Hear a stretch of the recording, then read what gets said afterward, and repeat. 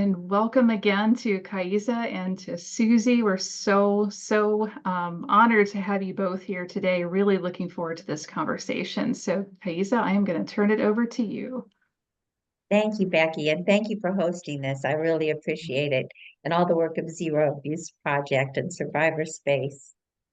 Um, I love doing transforming trauma through creative self-expression, and this is a very special day for me because our guest is Susie Ryan, and Susie has been a force of good in my life for many years. Susie's an author, she's an educator, she's a SCAD survivor, the mother of three adults, a wife, a grandma, teacher of the year in 2020 for Valley Middle School, the founder of Warrior Publishing, and she's teaching at Carlsbad Seaside Academy now, where she's done an anthology with her students. I love her. She was GEH's most inspirational athlete, and we went to the same high school, Gardner Edgerton High School, where she was most inspirational athlete, and for me, most inspirational human being. Um, I attribute part of my own survival to Susie. She was head cheerleader, and she has been a cheerleader for me for all my life. Thank you very much for being here, Susie. And we're Oh my mostly here. gosh. We're I'm so mostly here. Go ahead. I'm so touched. Well, we're mostly here to talk about your book, Saving Summer. Yes. Yes. And there is the most beautiful quotation. In the midst of winter, I found there was within me an invincible summer by Albert Camus. And I want to know how you came to title Saving Summer. Oh, I have so much to say, and I'm so thankful. I'm so thankful you would have me on. And before I start, though, I need to give a disclaimer that Kaisa helped me write Saving Summer. And Kaisa, you know, there would be no book without your championing the story, because it was painful and it was hard. And then at the end, when we were making it an audio by brilliant award-winning Hillary Huber, you stepped in and became the audio editor. How you did that, I don't even know. And so I appreciate you seeing this vision of me fictionalizing my story before I did. I was not there. I just journaled a lot. I just kept journaling and journaling. And I remember you said, well, how about we, kind of start putting this together? So thank you. Because what Saving Summer has done, and this is the title, I got the title because Summer, who is a fictional account of my life, saved Susie. Writing the book and putting all that pain and all the good and all the celebrations and all the trauma on paper in a fictional story, it saved me. It healed me. It blessed me. It made me know in my heart what is my mantra, that evil can be used for good. And I saw it play out.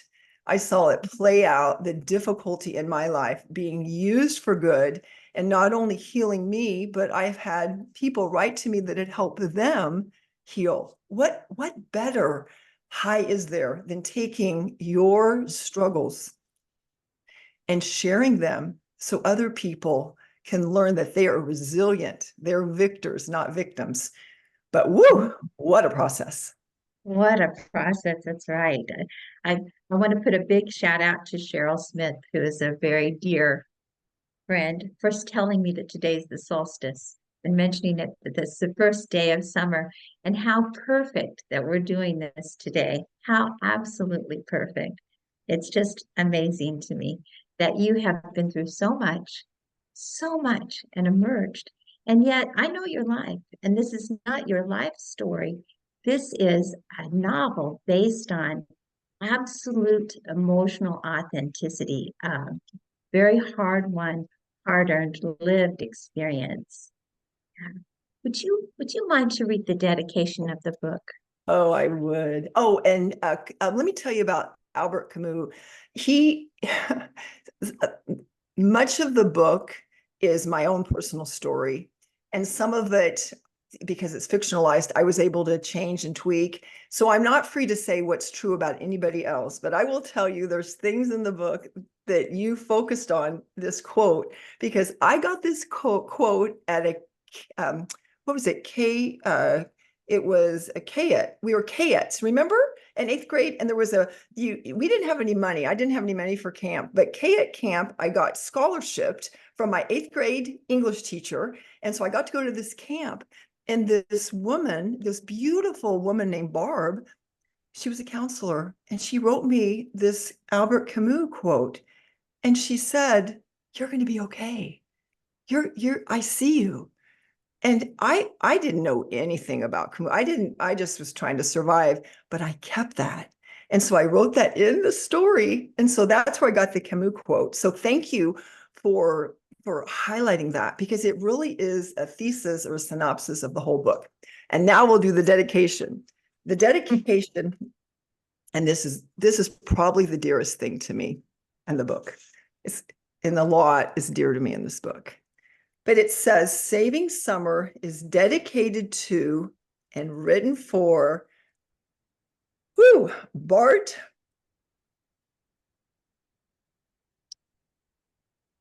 Bradford and Jack Monday. Shakespeare said it best. Good night, sweet prince, and flights of angels sing thee to thy rest. You both are missed every day on this earth. Thank you so much. That is what pulled me through the hard times, because Bart was my brother. And I don't want to give any spoilers, but you can tell by the dedication that he's no longer living. And then Jack Monday was one of my students who died tragically in 2020. And his mom, at his candlelight vigil, because you never expect to go to your student's funeral, she said with choked up tears, "Keep my Jackie's memory alive." And I was writing Saving Summer in whatever draft I was in at that point. And I thought, oh, I'm going to ask her if I can write Jack into my book. So I wrote Jack into my book. The real boy was named Johnny. He was Bart's friend. So I wrote Jack, and he steals the scene because he was outgoing, effervescent, gregarious, cheerful, kind, benevolent surfer. And he was a phenomenal athlete. And so I picture Bart and Jack in heaven surfing the crystal sea, and it gives me so much pleasure. And it also helped his mom, because it was such a traumatic, difficult situation. So that is the genesis of the book. Well, that's beautiful. How did it help you to write the scenes in which you drew upon the emotional authenticity of having your little brother? How did that help you in your own healing process? I just have to say your questions are so phenomenal, because I know you get it. I know you've experienced pain, and it's only someone that has experienced such pain would know. I taught school, like you said, and I had to be up at school. So I wrote at night after school. So I started writing at 10 o'clock, and I didn't have a lot of time to cry. It's because I had to get back up and teach school, and I love my sleep, and I don't like to be tired. So I kept a hand towel, and I would write about Bart, and I had a picture of Bart, and this picture stares right at me. And I would look up at him, and he was gorgeous. He has this beautiful smile, toothy, big dimples, crystal blue eyes. And I see him looking at me saying, "You can do it, Suze. I believe you. And I believe in you." He always believed in me. So I would take this hand towel, and I would be so overcome by sadness that I just couldn't bear it. And I'd put my face in that hand towel, and I'd be like, no more time to cry. I got to get moving, because I got to get to bed. But I felt his presence, and I felt him say to me, "Thank you for making my life count. I knew you would make my life count." And that was such a high for me. It was such a high. I felt like I was on a mission from God to tell my story, that we can overcome, and this adversity will lead to resilience. But it was rough, and he gave me strength. I could hear him cheering for me, and I did it. And I tell you, we talked about this because you understand the book so well. The hardest scene in the book for me. Oh my gosh. So I don't want to give everything away, but there are a lot of things that are true. And I did get kicked out by my stepfather when I was 16. He was an alcoholic and he had a lot of issues. And he Mhm. blamed me for all those issues. I was the scapegoat of the family. My mom did too, because they were drinkers. And I got Mhm. blindsided. And at 16, he came to my place at work, the Dairy Freeze, which I know you've been there. We all love the Dairy Freeze in Gardner, Kansas. And he told me that I had to go. And I was the cause of all the problems. And he kicked me out. And this wonderful family in Gardner, the Welch family, Kerm Welch, my tennis coach, and my math teacher, his family let me live with my math teacher's brother, Jerry and Ann Welch. And they let me live Mhm. there. Who does that, Kaisa? I'm a Oh, they're teacher. good people. Beautiful, Good beautiful people. family. But the next day, because I got kicked out, got my stuff from my house, escaped, so no one saw me, had two friends help me. And then the next day I went to school because I had to get to school because I had things to do. I needed to be on the honor roll. I had track practice. So it never occurred to me to take a day off. Mhm. So I was there Mhm. the next day and I was walking with a friend to the old English building. You remember that dilapidated building on top of Yes. elementary? Had to go through the Mhm. playground where I saw Bart every day and he comes running to me. Oh my gosh, Kaisa, the pain. That's the hardest for me, even though there's a lot of tough parts in it, but there's a lot of tough parts. For me personally, that was the toughest part to read. It was just like, oh, you wrote it so well. Perhaps because some of this is fictionalized, and some of it was based so much in the fact of, and that was so heartfelt when you were writing it. And so hard. We could just see his little face, Well, his and little what he's, hopeful face. it was his beautiful face, and it was so twisted in pain. And he said, and I wrote him a note, what happened, but he said, when are you coming home? When are you coming home? And I've always believed, and I think this is how I was made, that to speak the truth in love is the kindest thing to do. So I don't know how I had the strength, but I looked at him with all the kindness I could muster. And I said, I'm not coming home because I knew I couldn't come home. And then, oh my gosh, the pain. So that scene, that every time I got to that scene through writing, I mean, I lost it. I lost Yeah, it. And then I'd yeah. look up at Bart's picture and I'd say, no, no, no. You made it. We're using this for good.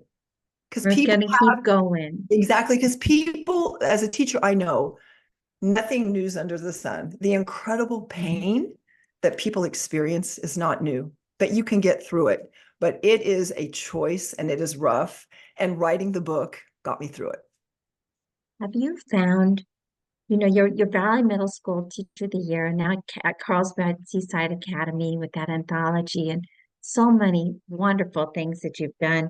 Have you found that your lived experience, this kind of trauma of being a homeless teen, of being sexually abused and being emotionally abused, so many different things have happened to you. Have you found that it's a source of compassion when you encounter struggling students? Do they have a tendency to trust you, or do you see their barriers, their walls more easily? How has it affected you as a teacher? It has made me the teacher I am. I can feel the kids' trauma and pain. And I'm glad that you mentioned the sexual abuse because that was true in the book. And again, not everything's true, but I was so traumatized by being sexually raped when I was a little second grader that I never told a soul. And I never told anybody. And I never wrote about it. I couldn't. And I decided to write that in the book. And I decided to be authentic with that. And amazingly, that is what so many of the students share with me because it's so prevalent. And they know that since I can say, I've been there. And I'm not sure I could have said that before I wrote it in the book because I didn't tell anybody. But once I wrote it in the book, it was safe and it could be used now. So feeling the students' pain, they also know I get it. And I will say to them, I may not have experienced it, but either I have or someone in my family, and you're going to be okay because I'm okay. And then we laugh because I say, I'm wild and crazy. I said, but I'm okay. And all this pain has made me who I am, and I am here for you. And I think that has been that has been the one reason I've been successful as a teacher, because those students know I've suffered and they know that I'm going to be there to listen to them. Now, I do say I may have to call CPS, which I've had to do. And that's, oh my gosh, that's rough. And I had a student taken away. And that was rough because that would be a whole nother program to go over. But I let them know, you tell me something. And if you're in danger, I have to report. I'm a mandated reporter. But they know that I care because I've suffered. They know, and they know that they can share, and just sharing. And they'll say to me, I've never shared this with anyone before. And then, you know, again, I've had to call CPS but I have to tell you about the girl that got taken immediately from CPS. I won't tell you her name, but this was when I was in 7th grade. And I felt like this was a God blessing for me because I was so worried about this girl. 15 miles from our school, I am driving home from Costco. And I see this girl hanging out of a car on just a side road. I'm like, that looks like her name. And sure enough, it was her waving at me. I think that was to let me know that she was going to be She okay. was all right, that she was all right. God bless her. Well, there's something that I really believe, and that is that we can speak from scars, but not from wounds. If we're still dealing with something, if we're still struggling with something ourselves and we haven't healed from it, then So that's true. going to be just spread out. But once we've really done our healing work and we've got that healed scar, then we can speak. We can we can help other people learn how to heal that wound into something that you can live with, not just live through, not just endure, but live with. It's like a badge of courage in a Oh, way. it is a badge. A badge. Courage. Yeah, Well it said. really is. And I just think that it's so amazing to me that you have done so many good things. And you, when we think of homeless teens, there's a certain idea about that. There are a lot of assumptions about that. You were an honor roll student. You were extraordinarily popular. You were the head cheerleader. You were just kind and loving and giving to other people. You not only were most inspirational athlete, but you also broke, I don't know how many records. You broke, I think it was every record in all of your events in track. You were the state #1 athlete in your events. You were on that team with Sue Dahlquist, you know, where you were doing all these things. And you just were amazing. And you were thrown out of your house and homeless. I mean, really? Really? Who would let go of that girl? Who would let go of that daughter? Sweet. This is the So daughter sweet. that should be so celebrated. And not to say that all children and all teens should not be celebrated. Every teen should be loved and in a loving home and celebrated. But this was, I mean, my outrage is just it, when you were looking back at it as a teacher and as someone who's raised children yourself, raised teenagers, did you have any outrage, any sense of how in the world could any living human have done that to Susie? Such a great question. Before I answer it, I have to tell you about Sue Tolman. Sue Oh, Tolman, yeah, so Tolman, love her. so love her. So Sue Tolman was our valedictorian, and Kaisa was Yes. our salutatorian. And I am so inspired, both of you. But I want to go back to Crum Welch and tennis and what this sweet town gardener did for me, because I did like to perform. I was an overachiever, but Kaisa, it was my natural bent, but it's also because I needed to be noticed.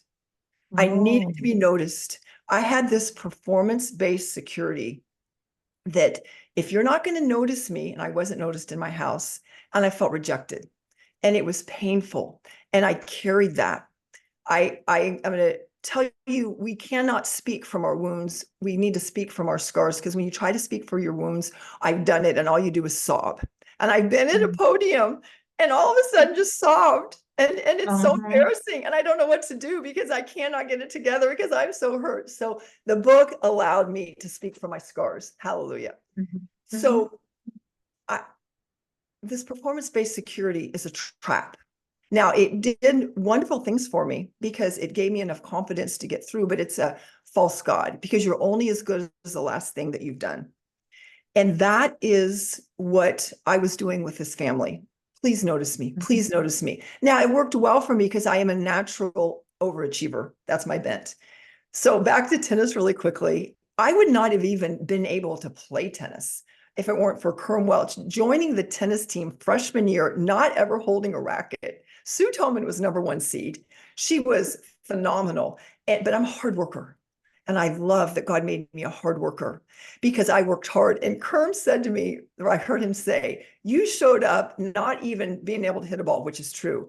But because I worked hard, I was able to do well in tennis and be on the varsity and play. And Sue Tolman was an inspiration, because she was so good. And I thought, okay, I will keep playing with her, and I'll get better.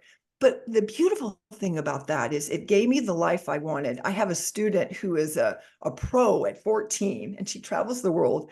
And I got to go watch her play. And I thought to myself, as I'm sitting there, knowing my background of being kicked out, of not, I would have never been able to learn tennis. I'm watching her play, knowing tennis, knowing what a backhand is, being able to pour into her, because I understand tennis. What a blessing that this town took this ragamuffin girl who was so embarrassingly kicked out of her house. I was humiliated. I did everything trying to be perfect, to not offend. I didn't want to offend anybody, because I didn't want the kickback. I just wanted to do my very best. I wanted to be the kindest person I could, because I knew what it felt like when people weren't kind. And the reward I got for that was saying from my stepfather, you're the reason my marriage isn't working with your mom. And guys, I remember thinking, no. And I always knew the truth, but I also knew that I would be hurt if I didn't keep my mouth shut. So I sat there, or stood there, because he came at the dairy freeze and said he knew when my shift was over, and sat there in the parking lot telling me that I can't come home. And I thought, how dare you? That is my home. You're my stepfather, and I know a lot about you. And I know that you are a train wreck, and you're kicking me out of the house. But then I remember thinking, and this has to come from God.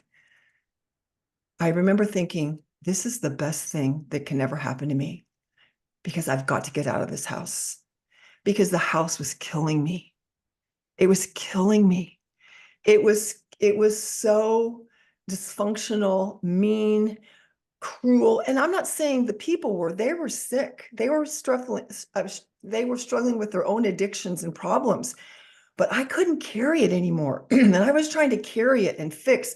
I was the one who kept trying to fix. I was the fixer. Can you see me as the fixer? I can so see you. You know, something is coming to mind. I almost hesitate to say it, because I have no idea how I responded. But when you were in Everyman, you were in high school, and you were in the play Everyman, and you were very physical in what you had to do.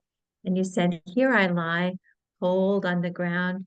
Thy Oh, I remember sins that. have me sore bound that I cannot stir."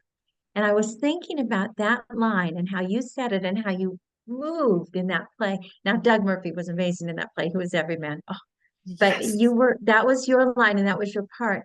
And I thought about how before you were kicked out of the house, it was like you were sore bound. You could Yes. not stir. And once you got kicked out, even though Yes. you had to do everything alone, Yes. you were, in a sense, freed from a certain kind of I don't want to say imprisonment, that's the wrong word, but I can't think the right word.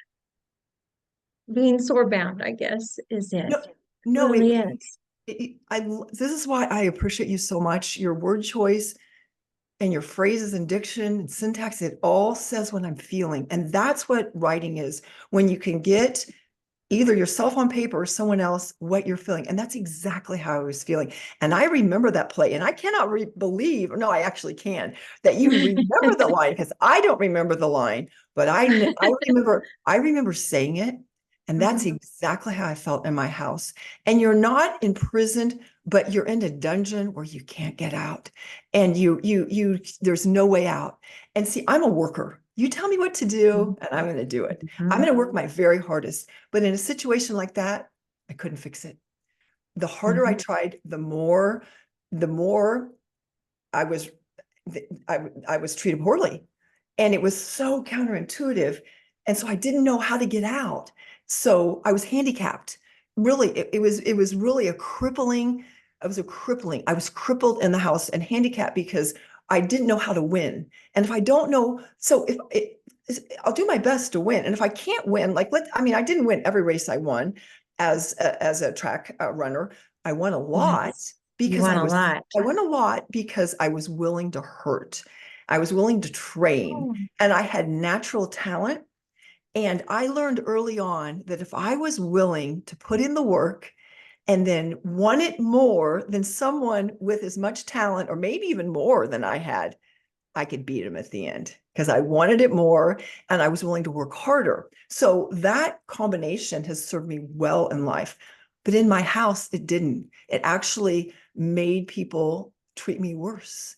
And so I know that if providentially I would not have been kicked out, that there was a thought that went through my mind that you're not going to make it. And I don't know what that meant because I was not suicidal.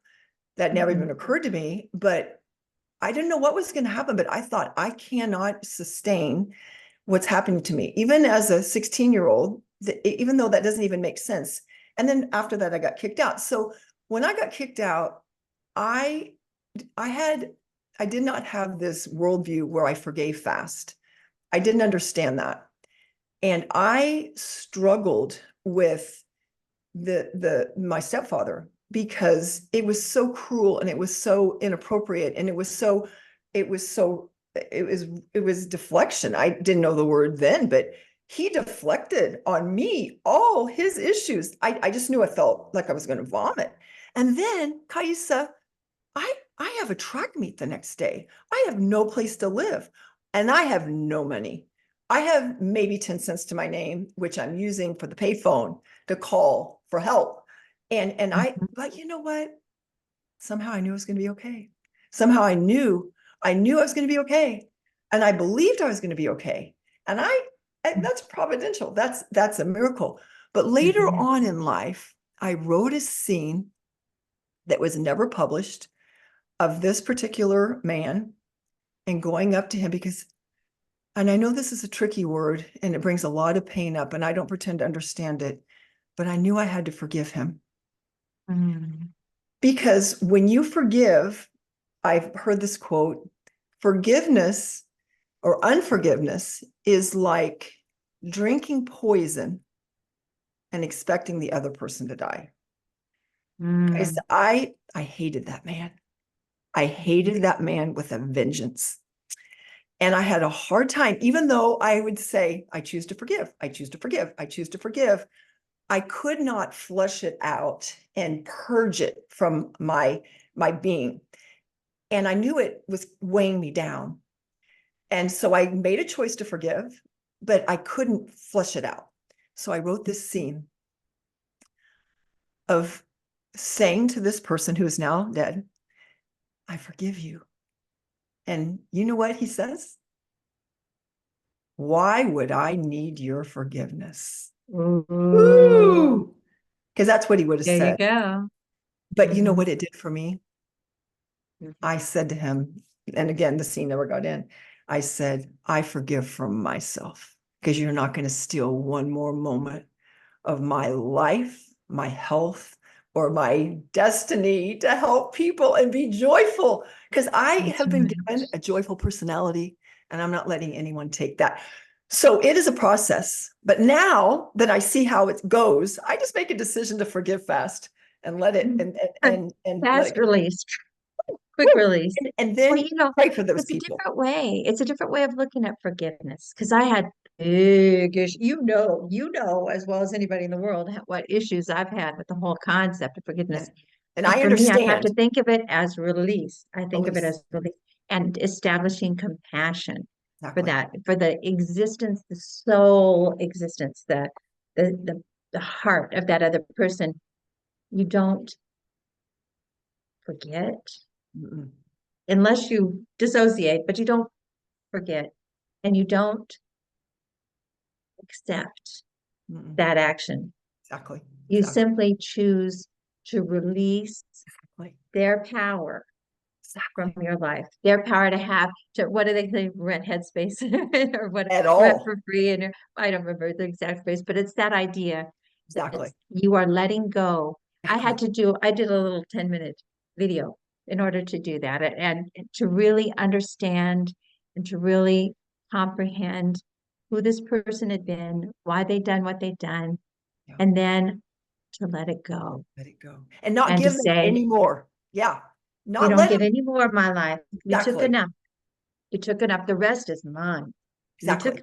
way more than you deserved, and the That's right. rest is mine. And But I I love it. don't understand who, I mean, when you came home, this is in Saving Summer. This is in Saving Summer, this type of thing. You came home with this trophy. You had this amazingness. Who celebrated you? I'm talking about you now, not Summer in the book, but Yeah. you. Yeah. Who Yeah. celebrated you?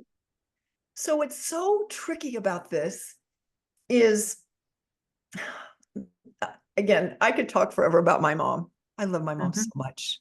She's given me so many gifts, but it was such a mhm, struggle because of her own pain and issues.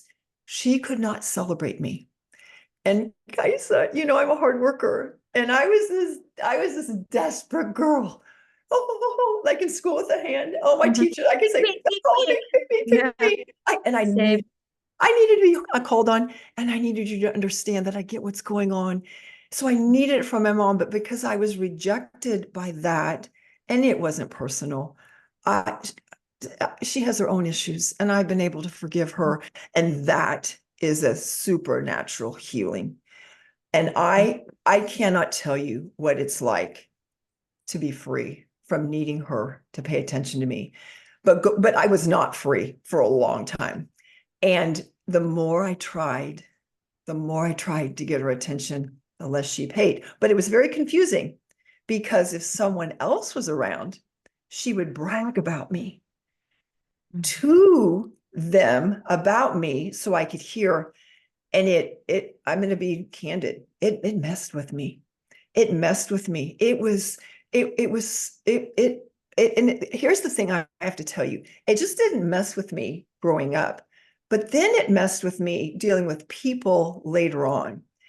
And that's another reason why I uh, I I know I learned so much from you, but I don't know if you know this quote by Rudyard Kipling, who did the Jungle Book. He says, "Oh, and if one of my favorite poems, if he said, I prefer to think the best in everyone. It saves so much trouble in the end." Because Says so sometimes, much. isn't that perfect? Because That's right. sometimes it saves so much trouble in the end. Because what happened to me is I carried this victimization and this root of rejection that people might say something to me that they didn't mean anything by it at all. And I took it so personally, and it crushed me, and it hurt me. And it was my mom's rejection again. And I could sit down, and I'm freed from it, but I could right now, I could sob buckets from what that did to me as a little girl. And but what I didn't want it to do was people that, that quote, if you don't heal from who cut you, you will bleed on people who didn't cut you. And I was bleeding Yes. over people Yes. that did not know what it was doing. And then I would think, why am I doing that? Why did I twist that and think that person meant that? Or who, and even if they did, I'm an adult woman. I don't need their approval, but it stemmed from not getting it from my mom. And it was not until I wrote the book and I truly saw her life from her eyes and saw her pain and her struggle. Oh, I was able to release it. So then the beautiful thing is that doesn't affect me anymore. If someone comes up and I feel like they're rejecting me, I look, is this true? Is this old baggage? And it's old baggage. It has nothing to do with me. And it's so It's a feeling helpful. flashback. Yeah, it's like it's a feelings flashback. It's an Oh, old feeling feeling that'll come up to splashback. hijack you. Yeah, We have an to say old that feeling. again. Old feeling splashback. That is the Yeah. best word choice for what I experienced. You always get, I love Well, it. it's like it hijacks you right into that old Yes. feeling. It'll be this little feeling, and it just goes, and you're Woo! right back into the hardest part of it. The hardest part of it. Oh, You talked about being willing to work, and I think that your willingness to work might also be why you're here, and here in all the senses, because it takes a lot of work to do the emotional processing of recovery. It takes a lot of work to do the emotional, deep, deep, deep work, and you're an Ironman. I mean, you aren't afraid of work. So how is it that you became an Ironman? How is that? so I feel like we could talk for 10 hours, which we have, but I, the Oh, yeah. hard work, this is what people don't understand. I mean, maybe many people do. This is what I didn't understand. People who get well have to decide they want to get well and they That's right. want to experience the hard work of forgiveness, of releasing what should not be released because they don't deserve it, of feeling the what you say, the emotional splashback, or however you said that, because then you realize, and this was for me, I will say, so much of my response has been based on what I hadn't healed from as a child. And I don't like to see myself like that. I don't like to see myself as a victim. But it's once I realized I'm acting like a victim here. I'm not a victim. I can do this because I know I will feel the pain and get past it. But that was incredibly painful. But I do want to tell you what I feel like has helped me heal in so many ways. And I know you know this. It's the running. It's the running. It's the running. And I feel like that was a providential gift to me because I can feel that emotional splashback, that however you said that, the angst Ouch. of what'd you say? I just said ouch. The ouch of because if someone hurts me and it goes back to the root of rejection I felt from my mom, or another tricky thing for me is if someone won't talk to me and because this is what my mom would do. I just won't talk to you. And if you won't let me talk to you about it and you won't let me have resolution and you shut me off, oh, Mhm. it's so hard. So when something like that would happen, I would put on my running shoes, put my hair in a ponytail, and Mhm. look out. And God and I are going to cry it out, work it out, scream it out. And I tell you true that being able to be a runner and purge and release all that's trying to drag me down, that has been a gift, a gift. You remember Chariots of Fire when the Eric Little was running and someone said, I don't know if he really said this or this was the movie, but this was the moment I thought I'd like to be a writer because he said, I feel God's pleasure when I run. Mhm. And when I run, I felt healed. I felt like I could do it because I knew I could do it. I knew I could step on the track and I might not win, but I could run a really good race. So I parlayed that into healing. I know I can be past this. It's like it heals the cells of your body. It heals, I mean, we don't just hold our trauma, our distress, our grief in our heads or even Mm-mm. in our hearts. It's in all of us. And when we run or when we swim or whatever specific thing is, we get all of that out and we bring all of this other energy back Exactly. in. And Exactly. it's a totally magical thing. Totally Exactly. magical. Magical. And Exactly. and the more you do it, the more you want to do it. Exactly. So then the Mhm, Ironman, mhm, I love athletic adventures. And I didn't really even understand the Ironman. I just thought, well, of course I can do that. Oh my gosh. Oh my gosh. Such a mhm. grueling race. You swim 2.4 miles. Woo, and then you jump on your bike. And I always thought I was a good biker until I had to train. Oh my gosh, biking's so hard. Then you bike 112 miles.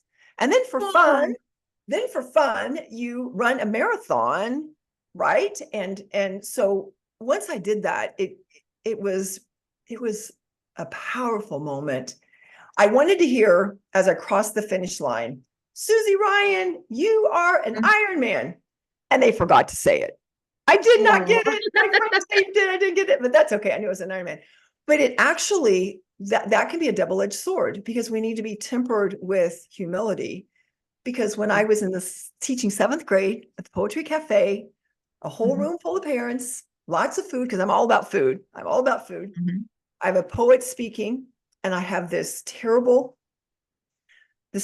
sick feeling. And I get really mhm. hot. I'm really cold, then I'm hot and I'm clammy. And I think, oh my gosh, what I'm dehydrated. What? But I'm having a hard time with my breath. So I tell my poet in front of everyone, because I'm Mhm, tough, get some more food. We're going to have a little intermission and then we'll come back. So I sit down and a parent comes over to me and says, are you okay? And I said, yeah, I really don't feel good. She said, well, you're completely white. I said, yeah. She goes, have you eaten today? And I said, well, a banana. And she goes, is that your banana? It was on my desk. And I said, well, I guess I haven't eaten. So I said, would you go get me 7 of those little baby chocolate donuts? And I had 7. Oh my gosh. You know those little, they have Yeah, I do. the hard cover chocolate. Oh my gosh, they were so I know good. them well. You know them well. So I Mhm, jumped up, taught my class. I went, delivered the rest of the food to the homeless because we had a bunch of food left over. Went to Bible study, came back. I was training for a marathon. Whew, it happened again. And I thought, what mhm, is wrong with my body? When I was riding my bike, because I was training, it happened again. This is now 5 days later when I'm swimming with my daughter, a master's workout at mhm, our pool in Carlsbad.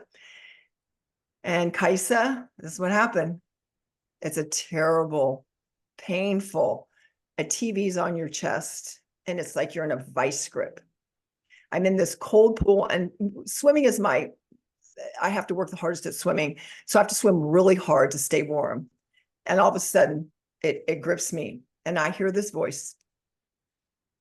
And not to give it away, but in Saving Summer, I hear the same voice in a different situation that saves my life. And that is true. mhm, It's the car scene. I hear this mhm. voice that says, stop swimming, get out of the pool. Now, when you hear a voice like that, I've heard You it do twice it. in my life, you do it. You do it. You just do it. So I went to the side and I thought, okay, something's going on here. I have to go to urgent care. So my daughter took me to urgent care. I still didn't want to go to urgent care. My friend, actually, Lisa Reese was coming out. It was Lisa Beach, and Mhm. she's in the book. She and I were going to Palm Springs for spring break. I Oh, was so excited. I'm like, I cannot go to urgent care. I'm leaving tomorrow for spring break.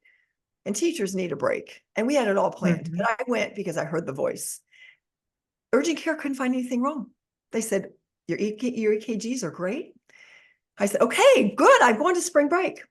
But he said, no, I'm going to send you to the ER just in case. And I'm like, oh no, I feel mhm, great. I feel great. But he sent me to the ER cardiologist, Dr. Kenneth Carr, all-star, love that man. He couldn't find anything either. mhm, But he said, because he's an athlete, something is very odd. And he was going to keep me for the night. And I said, okay.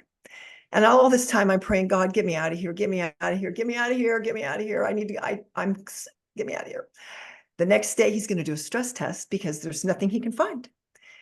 And then he's going to let me go if it's fine. So he does a stress test and he says, you are going to the cath lab. Things are not fine. So what happened was my 3 heart attacks that I just described that I did not know I had, 3 heart attacks, my healthy heart, my Ironman heart. But I thought, I'm an Ironman. I can't be having a heart attack. And that was too much pride because I didn't think that could happen to me. But women don't think it can happen to them. And actually, I've done a lot of research and it happens to women more than you think. And it's actually the #1 cause of killing, of death in women. And I also found research back when we did a PD day, professional development in school, teachers need to look for traumatized kids because research indicates that kids that suffer unbelievable trauma, which makes sense, the body keeps score, flight or flight, the body keeps score, just like you said, they have unexplained heart issues, sudden death, bizarre health conditions. And I had a bizarre health condition, but my healthy heart from running, it saved me. It was a bridge of health until they could get in there. And what happened was my main artery, it's called SCAD, spontaneous coronary artery dissection.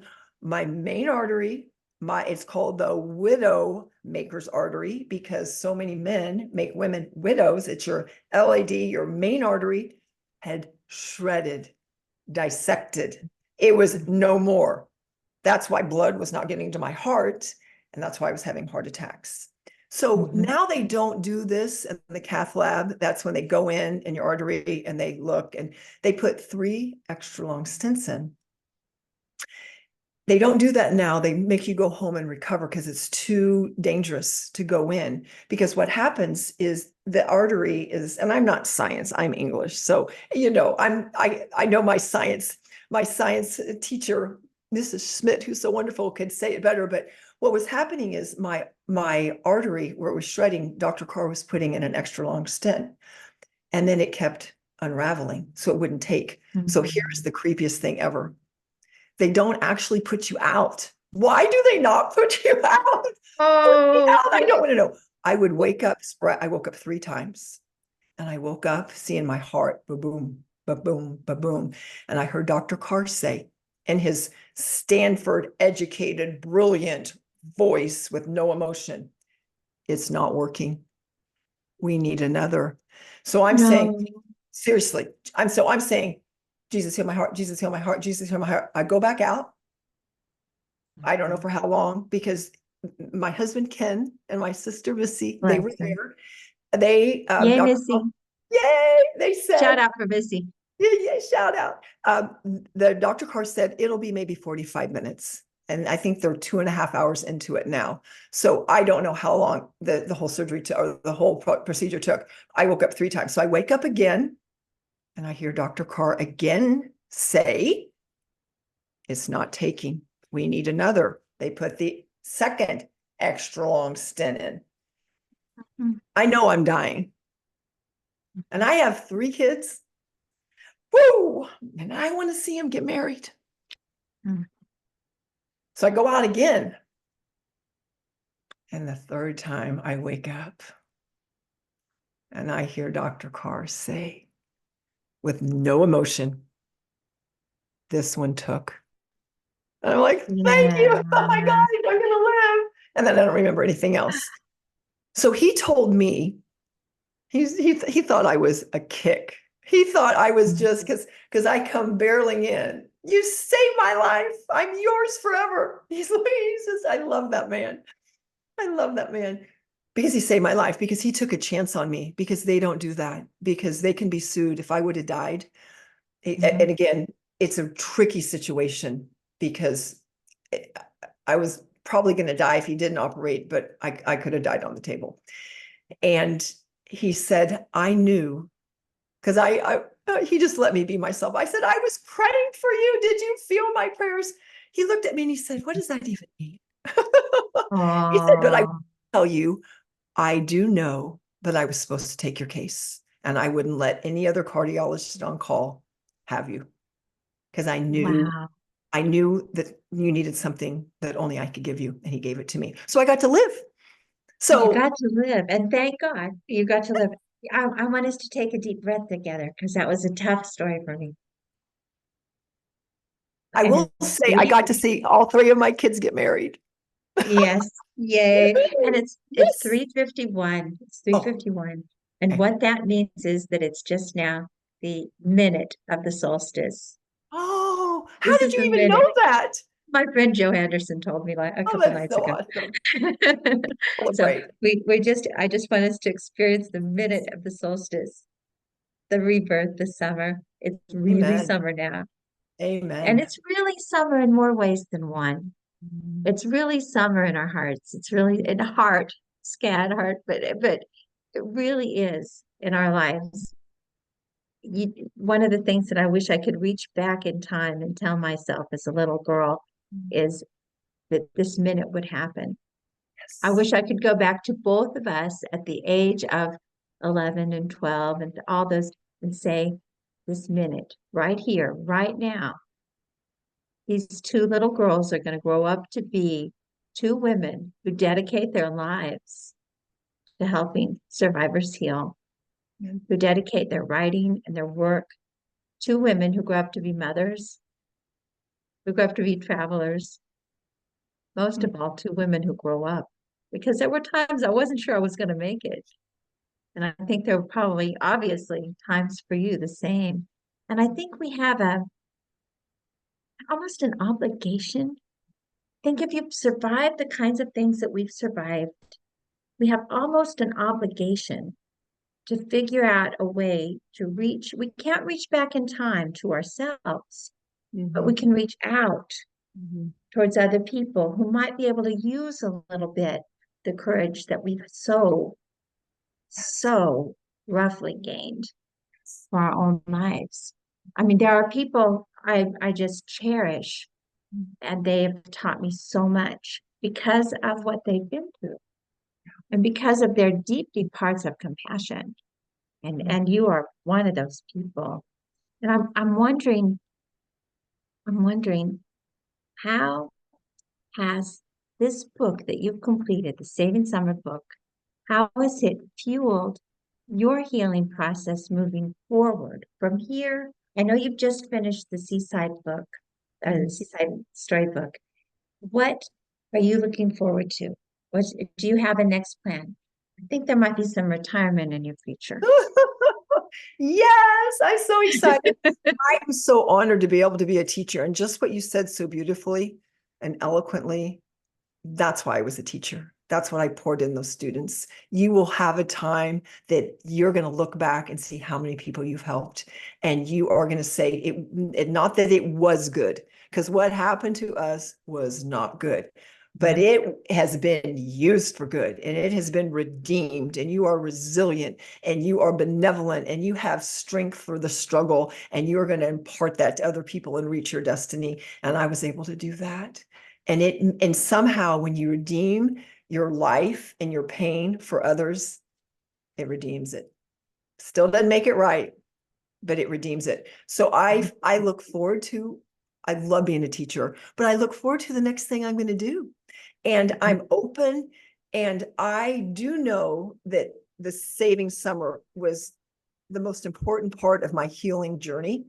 And I am thankful that the book is helping people because it continues to redeem the pain. And I think that's the goal in life, is redeem the pain. So what are we going to do together next?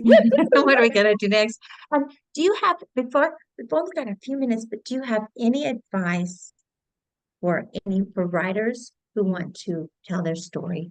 Do you have any specific advice that you just don't want to not get in here? Well, I'm gonna tell them what you told me. You told me, and this is great advice. And if you need help, get Kaisa to help you with her book. You told me to write 20 minutes a day. Do you remember that? You Yes, said I write do. 20 minutes a day. And it's really the same thing with exercise. Let's say you're not someone who likes to work out because it's not your thing. That's okay. If you're not one that likes to write, that's okay. Exercise or write 20 minutes a day. Just start. Just start. Some days you'll barely make it 20, or maybe only 10. Maybe you only make it 10. And some days you'll walk 3 miles or you'll write an hour. And that way there's never any pressure. And write authentic. Write, start with the most painful memory. I started with my most painful memory. But what's interesting is I started with being kicked out, thinking that was my most painful memory because it was hard. But that wasn't my most painful memory. It took me layers after layers after layers of writing to find out. And my most painful memory was not feeling loved as a child. And I didn't want to admit that because, of course, I was loved, because I was loved. People in my life just couldn't show it. And you know what? Now I have so much love. I am so loved now. I am so blessed to be so loved. And I have so much love to give back. That is my advice. Start, because you have a story to tell and people need to hear your story. Oh, thank you. Thank you for this. Thank you for this so much. I wondered if there were any, we just have a couple of minutes, but I wondered if there were any questions that might have come up in the chat that we should address. We could talk 10 hours, so I'm glad you left time for Yeah, questions. I just looked down, I thought, oh, because I think we literally have talked 10 hours. I think we've done that. Oh, no. What a blessing. But I didn't know, Becky, did any questions come up that we need to address before we close? So this is Becky's voice. I'm leaving your faces on the screen for folks to focus on, but no questions. Just a lot of kudos comments from folks that are just very touched by Susie's book and by your conversation. Thought of a question. Are you going to go back to Kansas anytime? Do you have any plans? Well, I don't go back very often, but I was just back because in the book, Alyssa, and Alyssa's a composite character, but it's based on a girl named Laura, and she was so kind to me in the last chapter, I know you know, and her son got married, and I was able to go back and be there for her. She's been there for me so many times, and I emerged in Kansas feeling healed instead of having that sick feeling of, oh my gosh, it's just so much pain. So, I mean, I would land in KCI thinking, oh my gosh, when do I get to leave? Oh my gosh, I don't think I can. But I didn't feel that.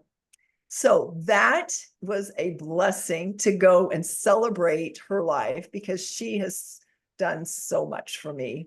So I was just back there. That's Yay! great.